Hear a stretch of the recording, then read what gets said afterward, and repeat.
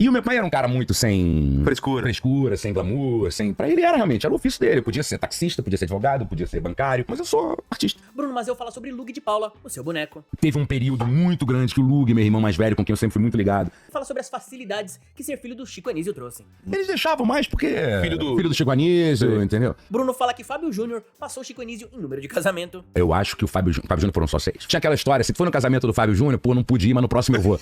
Não esqueça de se inscrever no canal, ativar o sininho das notificações, deixar o seu gostei. Agora vamos pro corte. Do jingle do Barra Shopping, que eu não vou cantar aqui. Quantas vezes? Meu pai foi casado 6. 6 vezes. Só 6. Depois dele, só o Fábio Júnior. Pra ganhar dele. Eu acho que o Fábio Júnior foram só 6. Foram só 5. Vê pra gente quantos casamentos o Fábio Júnior teve. Acho que é o dobro disso, talvez, né? O Fábio Júnior era ele o gosta. Fábio Júnior era o que tinha aquela história. Se tu for no casamento do Fábio Júnior, pô, não pude ir, mas no próximo eu vou. Esse eu não pude, no próximo eu vou.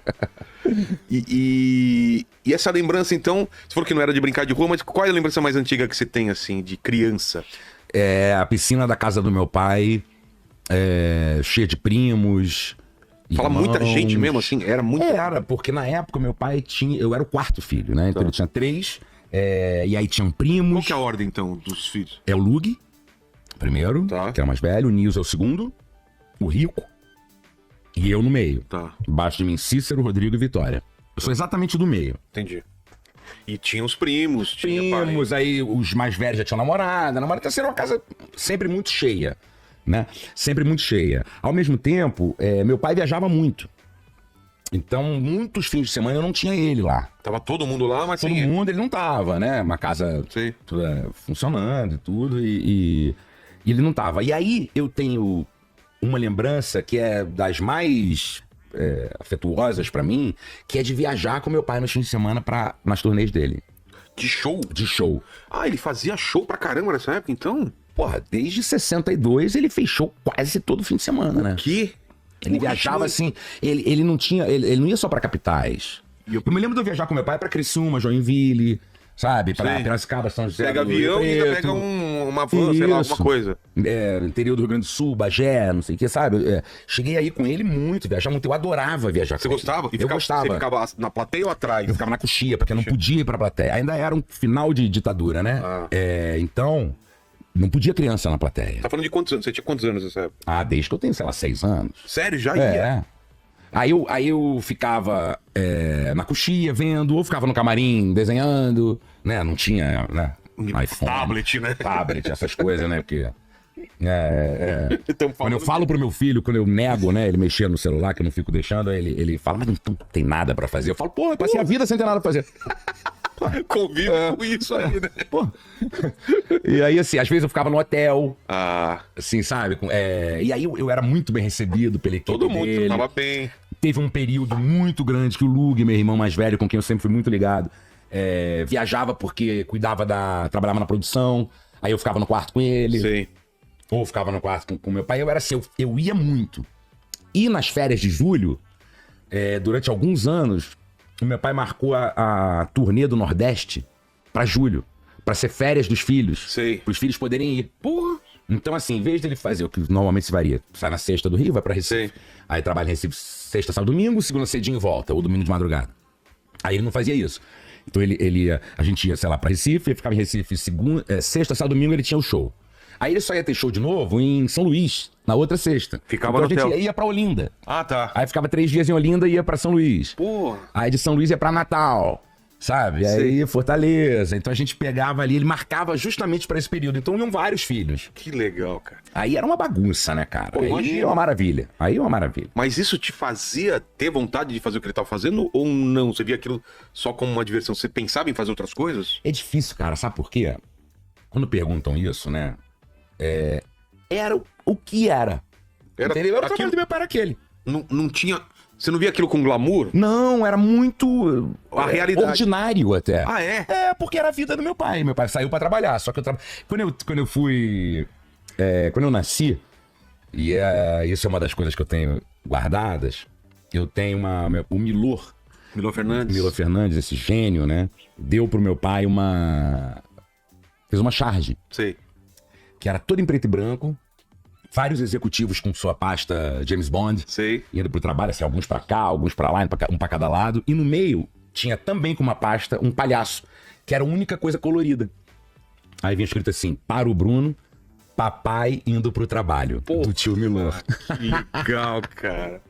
Vou te mandar isso depois. No fim das contas, era um trabalho, cara, como outro qualquer. E o meu pai era um cara muito sem... Frescura. sem glamour, sem... Pra ele era realmente, era o ofício dele. Eu podia ser taxista, podia ser advogado, podia ser bancário, podia ser contador, mas eu sou artista, né? Que tipo de show era? Era um stand-up? Stand-up. Personagens? Não, um cara limpa, né? Não tinha esse... Ele nunca usou, né? O termo.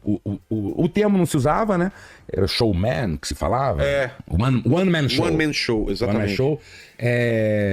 Mas não tinha esse dogma do stand-up. Que quando voltou quando veio essa leva do stand-up, veio esse dogma. Não tem personagem, não tem efeito de luz, não tem nada, acessórios. Né? O texto é só seu, não tem acessórios, né? Esse dogma. Ele não tinha. Então, boa parte do show era ele de cara limpa, mas ele também, às vezes, em alguns shows tinha uma música de humor, né? Que ele cantava, uma paródia, uma música inédita, às vezes tinha uma projeção. Com o tempo foi tendo uma projeção, sabe? Mas sempre ele, sozinho, sem botar maquiagem, às vezes fazendo um número com a voz de algum personagem que não era da televisão. Era tipo um personagem contando uma história, sei lá. Ele dava o tom com aquele Ele fazia o personagem. Aí o avô falou tal coisa, ele colocou uma voz de mais velho. Às vezes o número inteiro, falava assim, como é que é? Pô, aí sei lá, contar uma história, um cara contando uma história. E esse cara que tá contando uma história é um carioca. Ele fazia o cara o tempo inteiro. Porra, eu cheguei lá e tal, não sei o quê. Que era como fazia o jogo, como fazia o Zé Vasconcelos. E ele fez isso, cara, de 60 e... Eu não sou que nem o Niso, que sabe as datas. Mas 62, 63... Niso acompanhou bem isso, porque o meu pai na época era casado com a Rose, mãe do Niso, e a Rose foi uma das maiores, se não a maior incentivadora pra que ele fizesse isso. Porque ele não fazia, ele já tava começando... Tem algumas coisas aí na internet que a gente acha dessa época, cara. E tem vinil, cara. Tem shows, tem vinil, muitos. Pô, eu vou achar isso, com certeza. Acha, não, você vai no Mercado Livre. Tem. Nossa. Eu lembro da história da arma, né, do revólver, que ele conta. Não sei quantos anos eu ganhei. Fui a primeira criança a ganhar um revólver na rua. Um ano depois eu era a única criança na rua. Isso é uma estrutura total de stand-up. Ele fazia isso naquela época. Naquela época, cara. Ele foi, na verdade, o primeiro stand-up do Brasil foi o Zé Vasconcelos. Que tem vinil também aí. Eu lembro. Ele fazia um show chamado Eu Sou o Espetáculo. Cara, eu acho que meu pai ouvia Com isso. Com certeza teu pai via. Que eu lembro de alguma coisa dele contando que de lançar foguete, vai queimar a bunda aí. Não, isso é do meu pai. É dele? Sabe disso, né? Claro. Sai daí, vai queimar a bunda. Vai queimar a bundinha. Vai queimar a bundinha. O Brasil lançando um foguete. Imagina o Brasil lançando foguete. Ele conta tudo isso. É do seu pai? Meu pai escutava muito Costinha, que era o... Costinha também tinha o disco. O peru da festa. O peru da festa. Aí chega bichinha, não sei o que e tal, não sei o que. Cara, que tempo bom, velho. Porque eu lembro, eu e meu pai, assim, numa vitrola, escutando essas paradas. E as pessoas ouviam, né? O que é louco, né? Repetidamente. Porque você ouviu uma música repetidamente, mas uma piada repetidamente. Exato. E chamava outras pessoas, vem escutar isso. Isso. Cara, eu tenho alguns discos guardados. Ele deve ter pelo menos uns 5, assim. Olha só, esse do lançamento do foguete do seu pai, eu lembro, assim, eu muito criança, vai queimar a bundinha. Porque pra gente, nossa, meu pai tá deixando eu escutar um negócio que tem palavrão. Tem palavrão, exatamente. Que legal. Mas isso que eu te perguntei, então, você não via glamour? Não. Mas você pensava em ser outra coisa ou foi meio... Pensava nesse momento aí, jogador de futebol, né? Essas coisas. Eu tive um grande sonho durante um grande período de ser jornalista esportivo. Mas fez alguma coisa nessa direção? Fiz. Eu sou formado em jornalismo, né? Eu trabalhei na Rádio Tupi. Fazendo comentários ou... Fazendo, era assim, tipo... nem ganhava pra ir, né? Com o Luiz Penido, que é um locutor lá do Rio, maravilhoso, que ainda tá lá. Agora tá na Rádio Globo, se não me engano. Mas você sempre teve uma voz boa, assim, né? Sua voz já era mais encorpada, assim, nessa época? Porque você tem voz de locutor? Não sei. Eles deixavam mais porque... Filho do Chico Anísio, entendeu? Aí eu ficava dentro do campo, que não era tão... Não tinha aquele credenciamento todo e tal, e fazia umas perguntas, assim. Microfone com fio ainda? Aquelas coisas de... Tinha uma... Você ficava tipo com um radinho pendurado aqui. Eu tenho foto disso. Pô, podia te mandar. De repente eles acham. E a capa de um dos... Esse é um dos discos. Esse é o Alvir Madureira. Sei. Chico total. Vê se você acha a foto do Bruno aí das Rádio antigas. Tupi. Rádio Tupi aí. Que eu tô do lado do Bebeto, que o Bebeto jogava no Vasco na época. E era assim, tipo uma bolsinha que tinha um radinho de pilha. Tipo tiracolo aqui. Um radinho e o microfone era ligado nesse radinho, e eu acho que esse radinho... Não, sei lá, cara, como que era, mas era... E aí eu fiz, acho que foi assim, 91, 92... E você curtia? Curtia, eu adorava, era o que eu queria fazer. Era o que eu queria fazer. Meu ídolo era o Luciano do Vale. Porra. E aí teve um período também que eu transmitia jogos. Em casa, no começo, eu gravava. Como assim? Você gravava o VHS? Não, antigamente eu gravava no VHS e tinha aquela função áudio dub. Sei. Né? Gravava um microfone e tal. Eu fazia os jogos, narrava e tudo. Aí eu gravava o jogo, não via quanto era, voltava, que não podia ser ao vivo pra gravar com a voz, tinha que ser depois. Cara. E aí depois eu ia pro Maracanã com uma câmera, com microfone, com um amigo fazendo a câmera, eu e um outro amigo comentando. Aí tinha umas cabines lá em cima que o Maracanã construiu e que não usavam. Elas ficavam vazias. Aí eu consegui lá o direito de usar uma cabine. Que ficava vazia. Eu ia, cada hora eu usava uma das que tava vazia. Fazia pra você isso? Pra mim, VHS. Pena que eu não tenho, não tenho. Imagina, cara. Uma pena. Imagina. Uma pena. O Chico Anísio foi um grande artista e faz muita falta na TV e no teatro.